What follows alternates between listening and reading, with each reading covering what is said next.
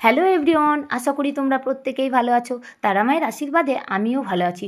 তো আজকে আমি তারা মায়ের কাছে প্রার্থনা করব তোমরা সকলেই ভালো থেকো এবং ভালোবাসা দিয়ে সবসময় আমার পাশে থেকো। তো আজকেও চলে আসলাম ভোর ৫টা নাগাদ তারাপীঠে তারা মায়ের মন্দিরে। তো আজকে তোমাদেরকে দেখাবো তারাপীঠে মা কী রূপে রয়েছে।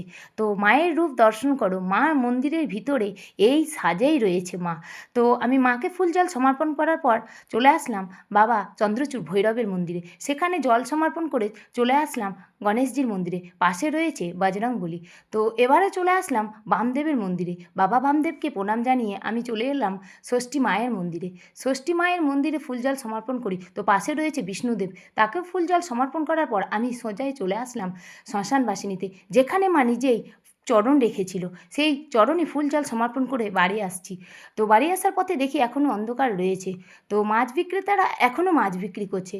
তো এখানে আমি আমার মিনি ব্লগটা শেষ করলাম। পরে দেখা হচ্ছে পরের মিনি ব্লগে। টাটা।